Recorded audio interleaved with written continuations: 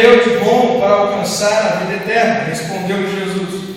Por que me perguntas acerca do que é bom? Bom só existe um. Se queres, porém, entrar na vida, guarda os mandamentos. Ele perguntou: quais? Respondeu Jesus: não matarás, não adulterarás, não furtarás, não dirás falso testemunho, honra o teu pai e a tua mãe, e amarás o teu próximo como a ti mesmo. Replicou-lhe o jovem: tudo isso tenho observado. Que me falta ainda? Disse Jesus: se queres ser perfeito, vai e vende os teus bens, dá aos pobres, e terá um tesouro no céu. Depois vem, segue. Porém o jovem, ouvindo esta palavra, retirou-se triste, por ser dono de muitas propriedades. Podemos orar agora, se tem mais uma palavra de oração nesse momento. Senhor Deus, muito obrigado pela tua palavra, pelo teu propósito, por nos escolher, nos chamar, Deus, a estar diante da tua casa.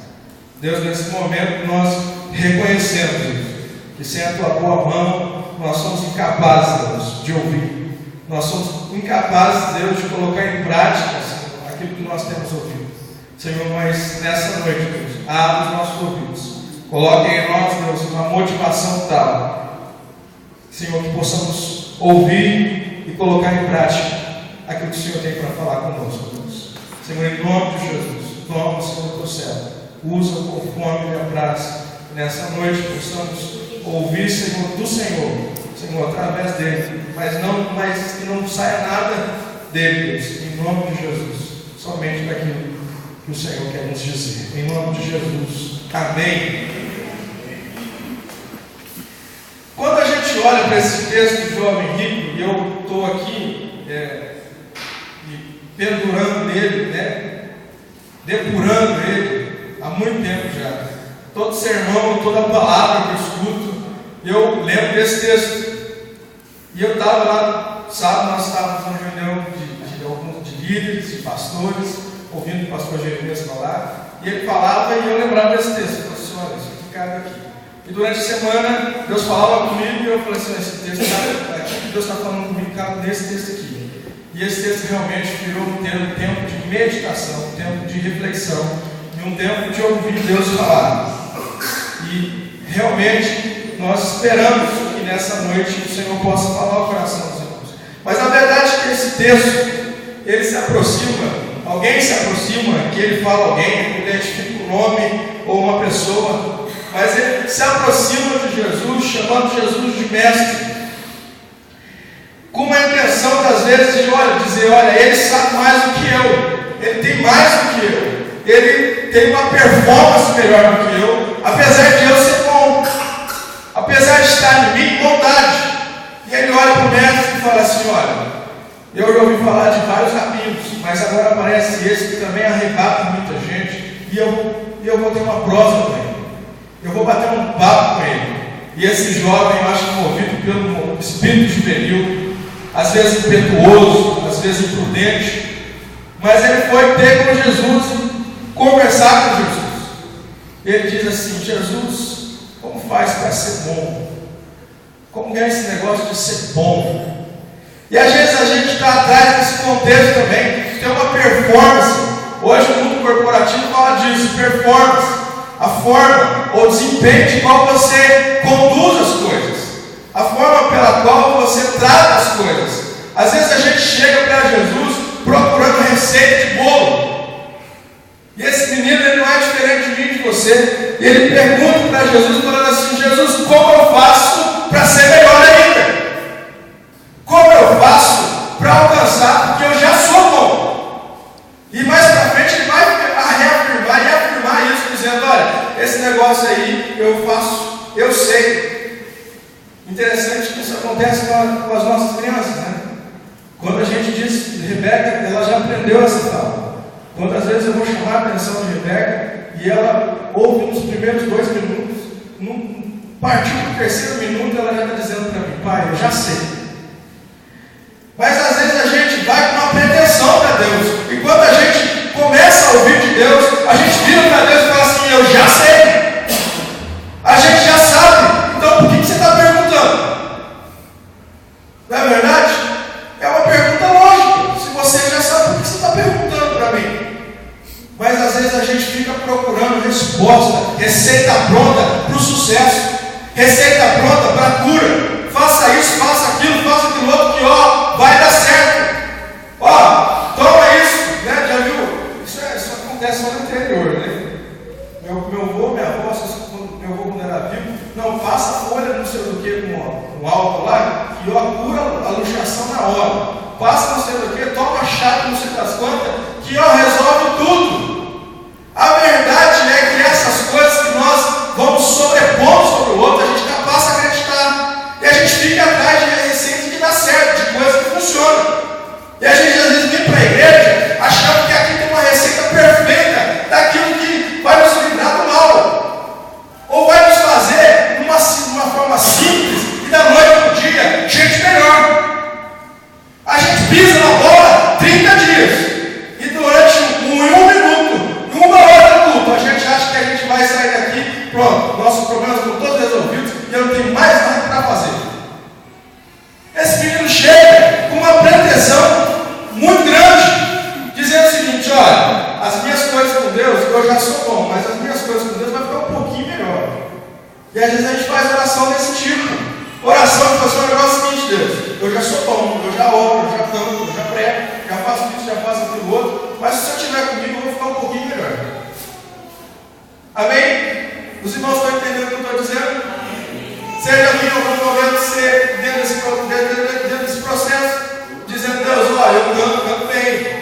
Tomei umas 3 palmadas nas costas lá e fulano falou que eu canto bem. Eu estou acreditando naquilo que ele está dizendo para mim. Eu canto bem mesmo. Fulano, você prega bem, mas e eu já disse isso, que o ser humano é o único que toma, é o único animal que toma palmada nas costas e incha a cabeça.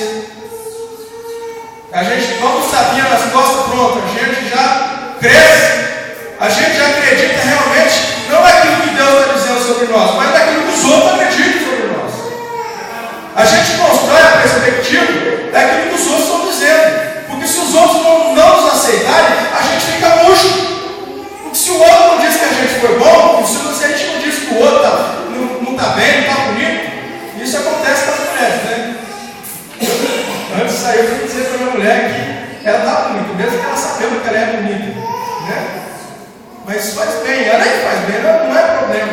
Mas a questão é da dependência disso. A questão é depender do outro, o nosso viver. É depender do pastor, o pastor me completou, o pastor fez isso, o irmão tal fez aquilo. Então a coisa não flui. A gente começa a criar expectativa em cima do outro. A gente olha para o outro e começa a crescer a nossa vida baseada no olhar do nosso próximo. E esse é o nosso erro. E aí a história começa. Esse jovem entra perto de Jesus. E às vezes a gente fica pensando que o resultado tem que ser sempre aquilo que a gente imagina. Você já fez isso? E essa é a diferença entre ideal e perspectiva. Perspectiva é aquilo que Deus nos dá, é a forma de se enxergar algo. Né? Eu já fiz desenho técnico e você sabe que tem várias formas de se ver uma peça. Você pega a peça, vira ela, perspectiva, não sei o que, perspectiva. Mas são formas de ver. E isso é aquilo que Deus nos dá. É isso que Deus nos dá, uma oportunidade de uma ótica. Às vezes a gente esquece aquilo que é perspectiva, aquilo que Deus traz sobre nós, e a gente começa a considerar ideal. Olhando para nós e falando assim: o ideal é esse. E eu vou traçar em cima do ideal. Então eu vou fazer isso, porque vai dar o quê? Vai dar certo. E depois a gente se frustra, porque a gente está baseado em cima de ideal humano. E esquece de olhar segundo a perspectiva de Deus. Perspectiva é parando para poder caminhar. Perspectiva é parando para poder seguir com Jesus. Ideal é aquilo que nós construímos, é humano. É forma humana de olhar. É conceito humano de ver. Não sei se você já foi na praia ou já foi brincar na água. E às vezes a gente olha para a situação e fala assim: vamos pegar tal coisa. Eu lembro de um dia, eu estava numa represa próxima da minha cidade, no interior, mais para o interior. E eu olhei para um saco d'água, algo estava boiando dentro do lago, e eu disse assim, vou lá agarrar esse trem. E saí na abraçada, fui lá e de repente o negócio ficou longe demais. E eu falei, não está dando pé para mim. E agora o negócio não dá nem para ir para continuar, porque lá não vai dar para agarrar. E nem para voltar, porque está muito longe. A verdade é que a gente às vezes olha para as situações e mira o alvo, e a gente diz assim, eu vou, mas quem disse que é para você ir? Quem disse, quem te deu autoridade, quem te deu condição para ir? E quem te deu, quem que realmente autorizou a sua ida para tal caminhada? Esse menino, ele caminha para Jesus segundo a perspectiva dele, segundo o ideal dele, esquece do ideal de Deus. Mas você vai perguntar, mas pastor, ele diz que ele cumpriu os 10 mandamentos, ele cumpre as ordens. A verdade, irmãos, que a gente entende e que tem gente que olha para Jesus como bom. E a gente olha para dizer assim, Jesus é bom. Jesus é bom porque ele tem um parâmetro bom. E esse negócio de ser crente é bom. Eu não sou crente porque é bom. Eu sou crente porque é o certo ser crente. Eu não venho à igreja porque é bom vir à igreja. Eu venho à igreja porque é o certo vir à igreja. Eu não roubo, não deixei de roubar porque é bom não roubar. Eu deixei de roubar porque é bom não, é o certo não roubar.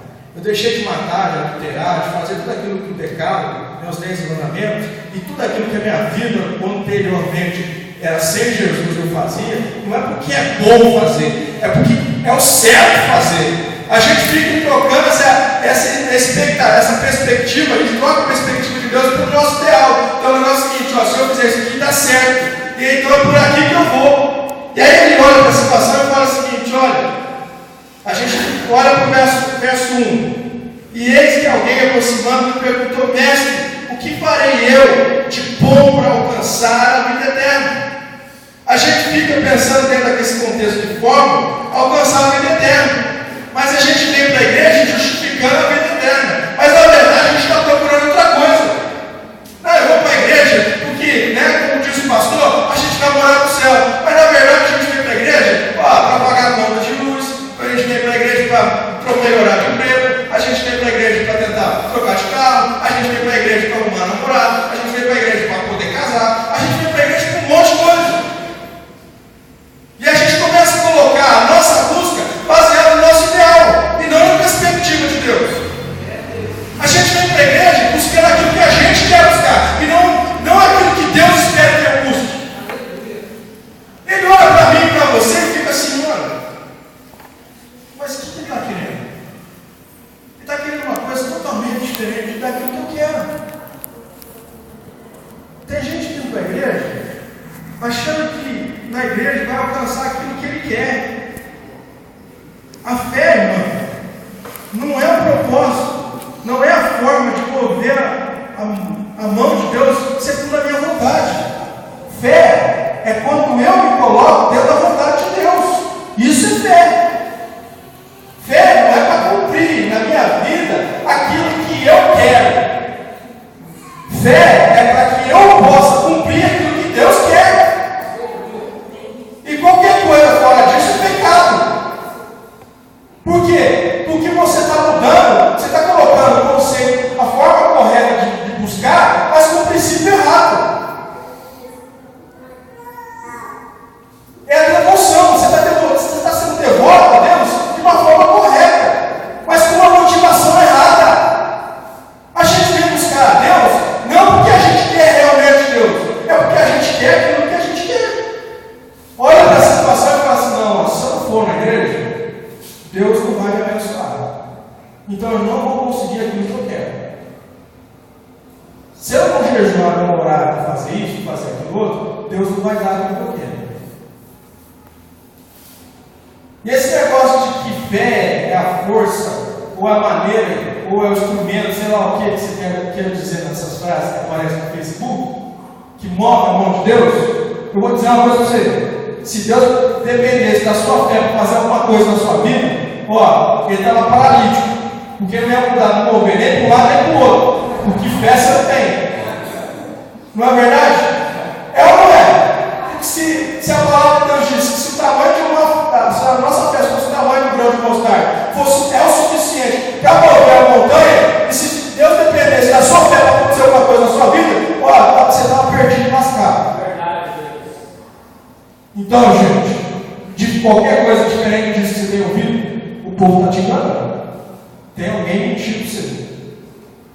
Vamos lá para o texto, gente. Não sou eu que estou dizendo, é o texto, então a gente precisa ter atenção para falar. Os irmãos estão entendendo o que eu estou dizendo? Amém? O fazer, o autenticar como alguém quer, fazer isso, ou mentir, vir à igreja, ou manter, vir à igreja, pagar contas, não nos dá os direitos de sermos, somos diversidades. Melhor, perdão, estou lendo aqui uma frase, mas ela está ao contrário. Essa questão de nos fazer vir à igreja, de orar, de pregar, isso não afirma ou reafirma que nós somos discípulos.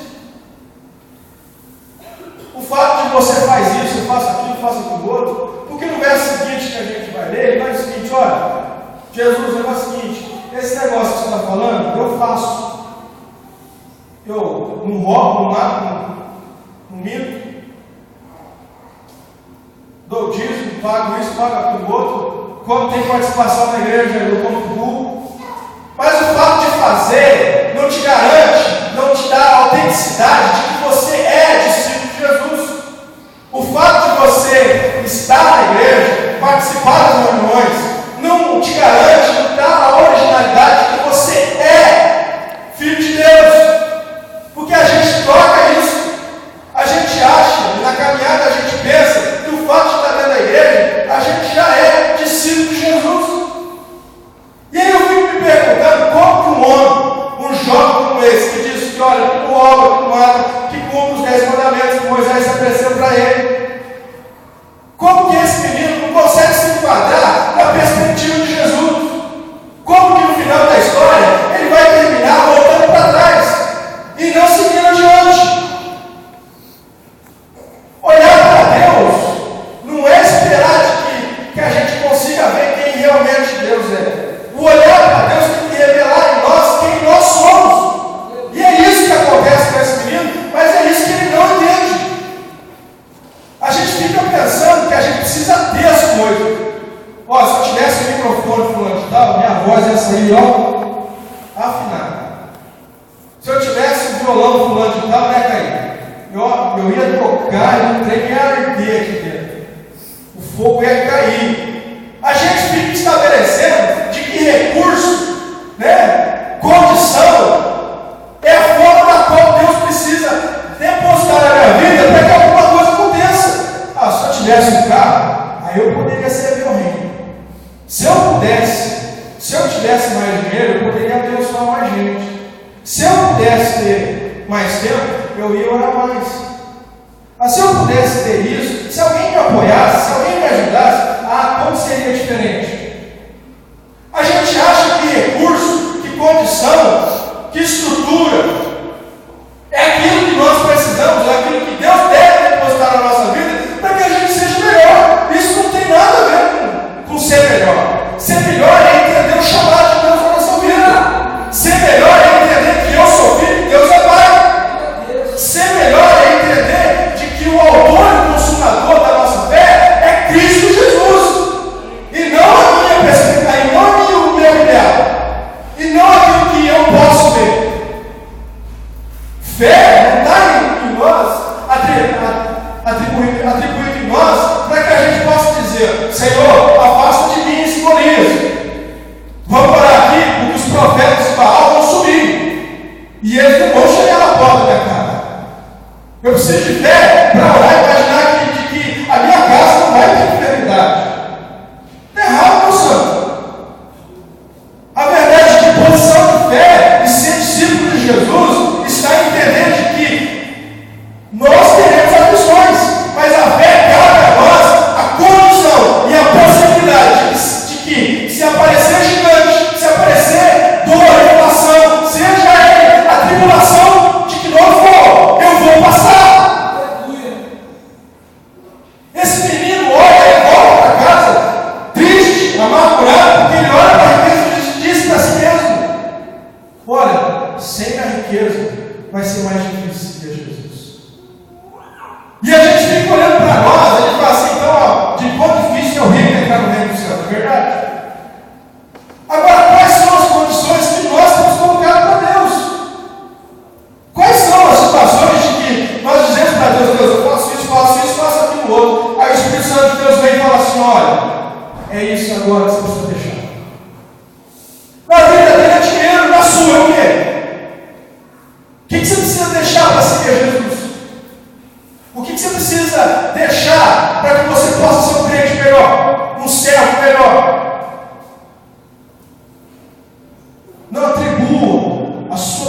autoridade, a sua condição de vitória sobre os seus recursos.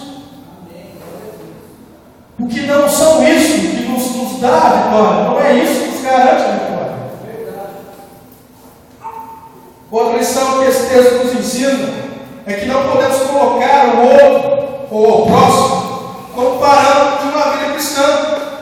Porque esse menino ele deve ter chegado, olhado para Jesus e falado assim: olha, esse cara é bom, já ouvi falar desse cara, gostei desse mestre, boa palavra, gente populosa, uma aglomeração que ele faz, junta gente de cada nada, uma hora ou outra ele multiplica o pão, dá alimento para o povo, tem um bom discurso, vai contra os fariseus, e eu vou me juntar com ele.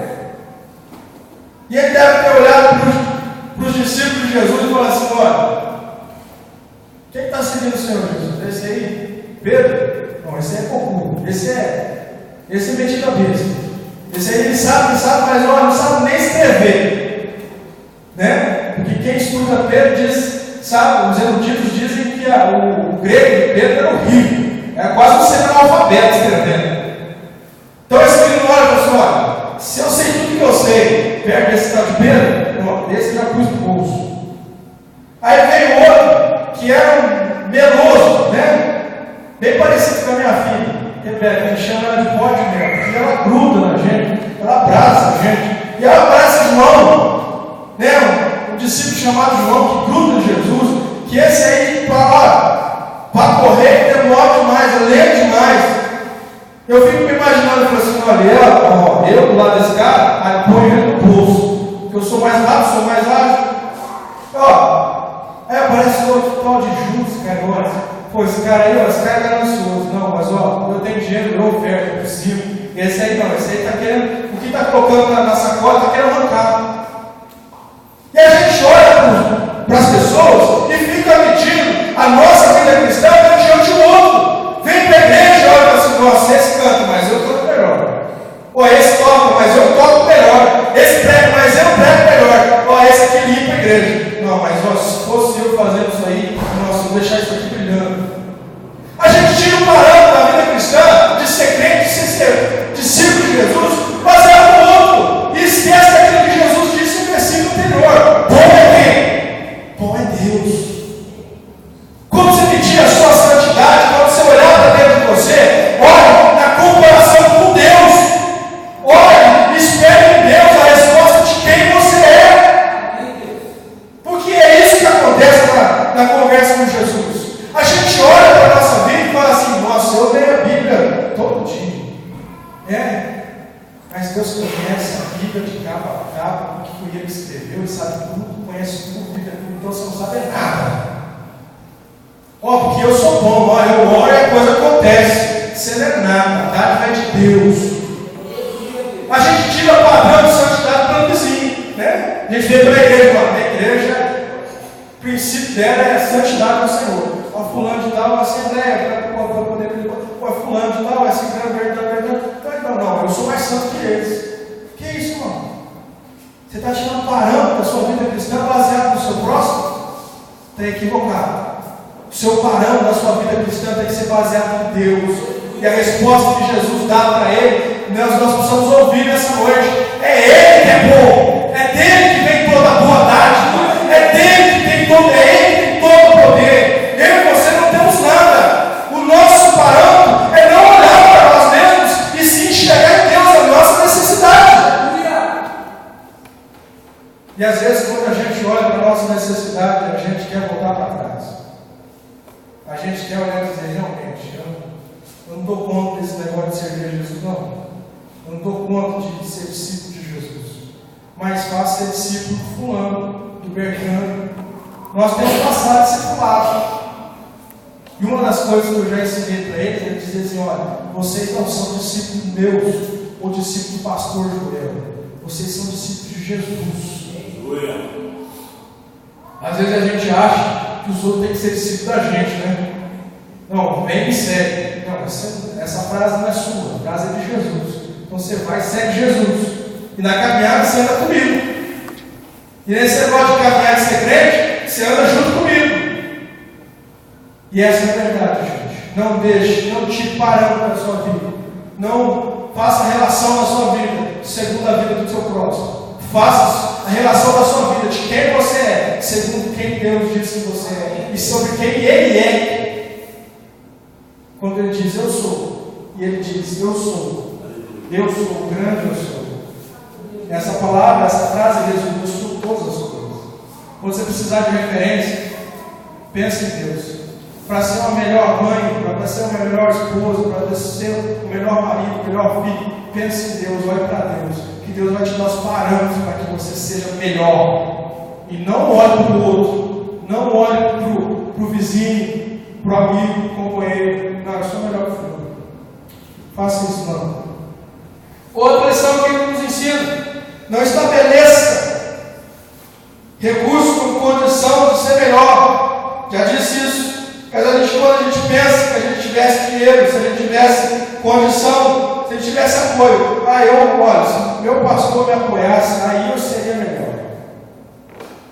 E eu olho para esse rapaz, eu fico imaginando se um menino desse chega na nossa igreja. Menino inteligente, porque ele sabe responder biblicamente aquilo que está sendo perguntado para ele. Segundo que ele já estudou, se ele é jovem e estudou, ele cumpriu aquilo que a história e a tradição judaica dizia, que ele tinha que continuar estudando. Que com 6 anos o menino judeu, ele é colocado na escola para aprender a palavra do Senhor, a Torá. E aí vai se continuando a estudar. E por final o texto diz que ele é rico. E eu fico imaginando, cara, menino bonito, né? Que aqui, como diz o pastor, não entra gente feia, entrasse com um menino bonito, inteligente, estudado e rico. Eu ia cutucar o pastor, você é bom.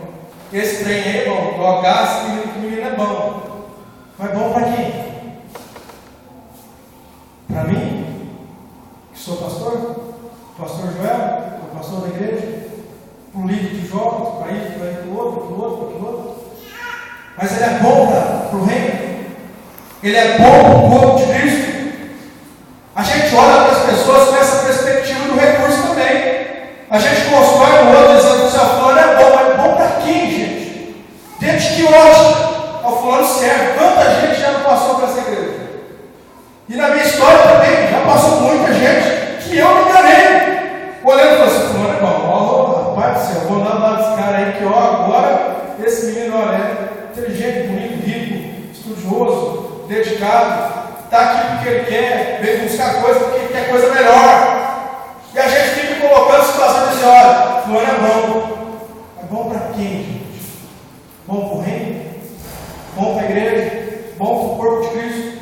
Quantas coisas têm chegado na sua vida e você tem olhado e falado assim, mas isso aqui é bom. E Deus está falando assim, é mal. Tanta coisa que entra dentro da sua casa, dentro da sua família, que Deus está falando, olha, isso é ruim, e você está com um sorriso de ponta a ponta, dizendo, isso é bom, Deus. E Deus está falando, isso é mal, meu filho. Então a gente precisa olhar e rever o nosso conceito de ótica, para começar a meditar na palavra, para poder definir aquilo que realmente é bom, e realmente aquilo que é mal. Para que não entre nada na sua vida que não seja bom. E quem dá boas dádivas é Deus. Grave isso na sua cabeça, você. Quem dá boas dádivas é Deus. Outra lição que esse texto nos ensina, e eu vou caminhando para o final. Não se perca na caminhada. Como que alguém olha, conhece a palavra de Deus? Eu me questiono isso todo dia, quando eu escuto algumas histórias. Como que alguém, tem uma história mais ou menos assim. Nós, por um tempo, na minha família, participamos de uma igreja, que era a igreja do meu avô, a igreja Batista de Ferreira, a primeira igreja Batista de Ferreira. E nós conhecemos vários irmãos. E depois que mudamos e tal, mantemos contato com os irmãos, várias denominações da cidade. Prazer enorme que eles contaram com os irmãos. Mas uma informação não chegou em dado momento que uma família, mais de 20 anos de igreja batista, saiu da igreja batista e foi para a igreja Congregação Cristã do Brasil. que os um pouquinho mais radicais do que eu, né, para não dizer outra coisa, dizem que é seita e heresia. Né? Pela fé, eu acredito que tem gente lá que vai ser salva. Mas eu fico pensando, eu fiquei meditando naquele tempo quando toda essa informação chegou, como que aquela família que ouviu tanto tempo a palavra de Deus, de uma hora para outra, sai de uma igreja séria, de uma igreja abençoadora, de uma palavra viva e eficaz, e vai viver dentro de uma conduta, de uma sobrecarga, como aquela denominação. Eu fico pensando como os nossos jovens e nossos crentes, né, tem hora que a gente atribui tanto a dívida, né, de gente que sai da igreja sobre jovem. Isso é uma mentira. Né? Tem toda hora tem um crente tentando desviar. E o pastor tem que ficar com o laço segurando. Corta, segura, garra o meio. Entendeu? A gente fala assim, não, é só as novinhas que quer pular. Mentira. Tem um bando de crente que se deixar, eles pulam a cerca e vai embora. Né? E eu fico pensando assim, como que esse irmão, que essa irmã me troca tanta verdade por engano? Como que nós, no meio da caminhada, a gente se perde? E no meio dessa reflexão, eu falei assim, e Deus falou comigo, falou assim, Isaac, você já se perdeu também, você. Lembra como você fez isso? Ó, pulou aqui, fez aqui, ó, devia ter feito aquilo, não fez. A gente erra, a gente se perde. Eu tenho uma facilidade muito grande para não me perder dirigindo. Né? Eu tenho, acho que, um senso de localização muito grande. Mas às vezes a confiança é tanta de que eu vou dar conta de responder a coisa, de que às vezes eu erro o caminho também. Esse menino tinha tanta confiança nele, que ele era bom, que ele fazia tudo que os 10 mandamentos estavam pedindo, de que a palavra estava pedindo, de que os profetas tinham mandado, de que ele chegou para Jesus e falou assim, ó, eu sou bom, Deus, eu sou bom, Jesus. E esse negócio aí só vai pegar um pouquinho só, você não tem mais nada para me dar, de que embelezar um pouquinho. Olha, o carro é novo, só falta dar uma polida. Né? A gente olha para Deus e fala assim, olha, eu já sou bom, então não precisa mais. A verdade é que a gente já se perdeu na caminhada, ó. De repente a gente diz que a gente é crente desviado dentro da igreja, né? Apesar que não existe isso. Afirma e reafirma aquilo que o nosso pastor nos ensina. E é verdade.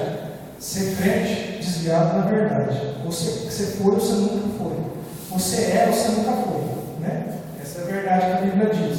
Segundo João, capítulo 2, você vai ver no verso 13, vai dar essa definição clara dessa verdade. A condição é que a gente se perde. Por que você deixou de fazer o que era certo?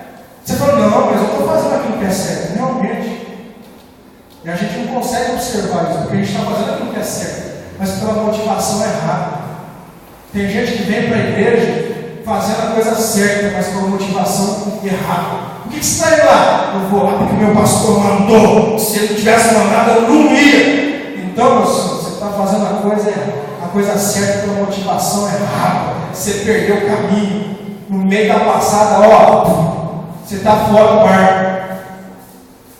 Por que você vai para a reunião de oração? Eu vou lá, senão a irmã Rosane, ó, ela vai falar que eu não sou crente. Primeiro que você não está pensando que ela vai falar isso com você, né? Já pensou errado, pensou besteira. Segundo, você está atribuindo ao outro a sua condição.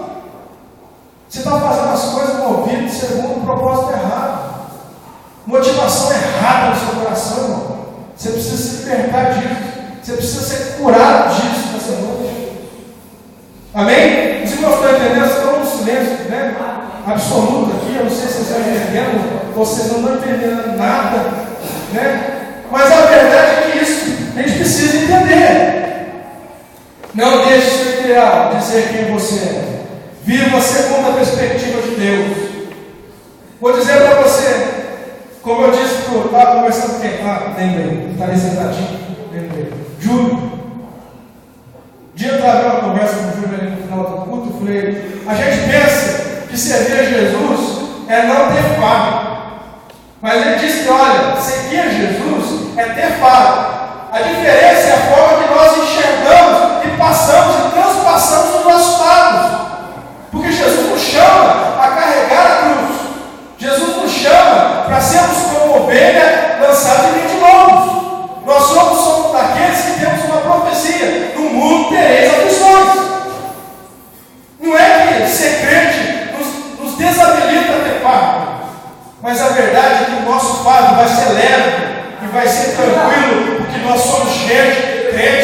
fé e olhamos segundo que tudo aquilo que acontece na nossa vida tem um propósito, tem uma perspectiva, tem um mover de Deus na nossa vida, tem uma diretriz celestial. A nossa vida não é movida segundo a condição do mundo, mas é segundo a condição de Deus. Então, se hoje eu estou empregado, amém. Mas se amanhã eu não estou empregado, amém também, porque é Deus que fez isso, e é Deus que está vivendo segundo a sua perspectiva e a sua permissão. Essa é a nossa condição de caminhar e não deixar que o ideal dos outros ou o nosso ideal. Nessa história do carro aí, eu poderia estar um pouco mais frustrado, ou poderia ter sido um pouco mais, poderia ser mais orgulhoso, prepotente, ter trocado de carro muito tempo atrás. Sabe por quê? Todo mundo lá na empresa lá tem carro novo, bonito, tal, os carros lá, então. Quando eu ia de carro, eu ia lá no padre, lá, perto dos carros bonitos, chefe, gerente, coisa lá, esse carrão lá, né? E aí os caras tinham, ei rapaz, você morreu com esse carro, hein?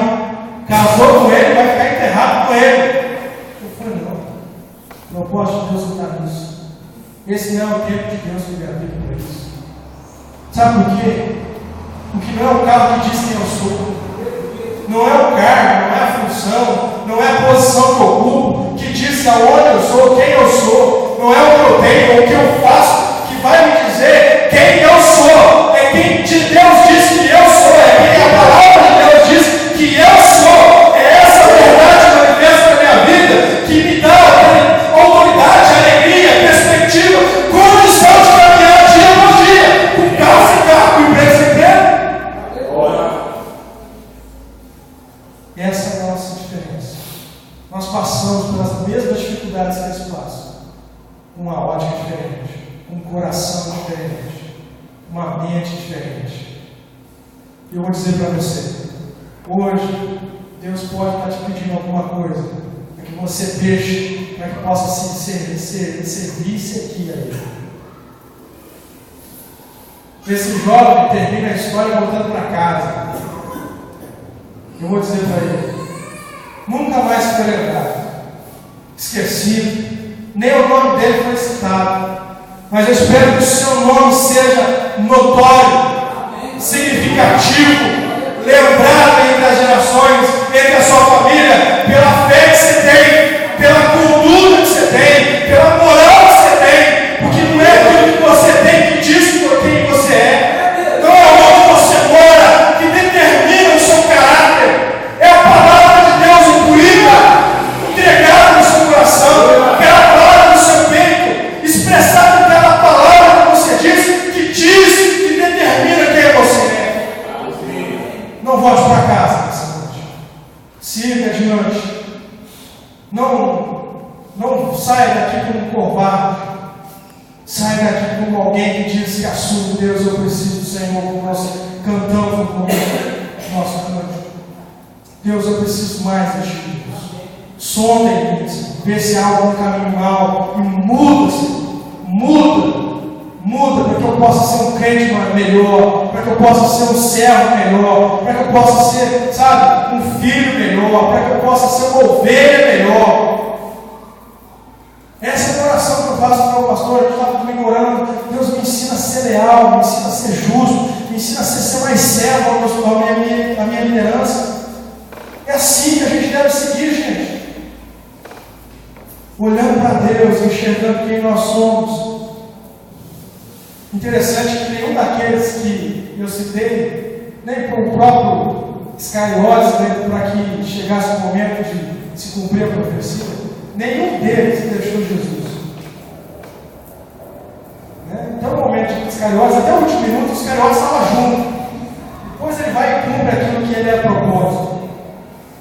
Mas João termina o momento de crucificação no pé da cruz. E Jesus dizendo para ele, olha, eis aqui a tua mãe, eis aqui o teu filho.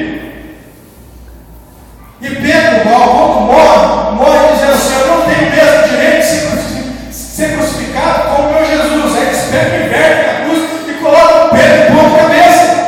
Aqueles caras que não era bom, que não tinha capacidade, que não era apoiado por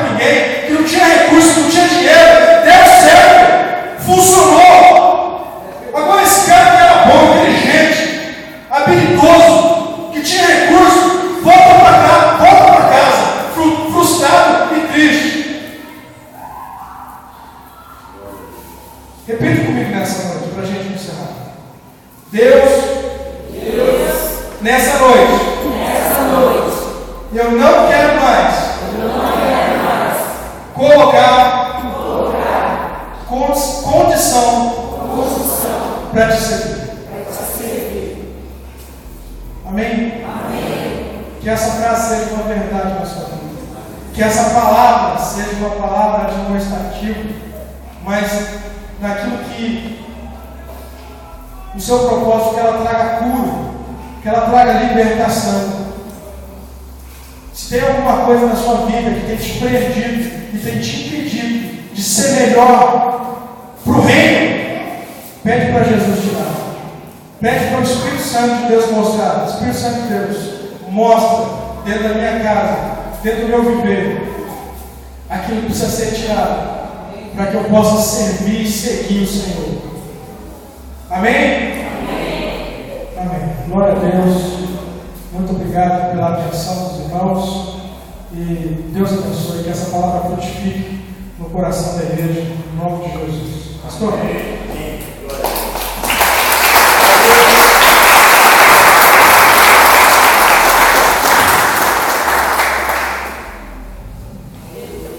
Amém, queridos? É interessante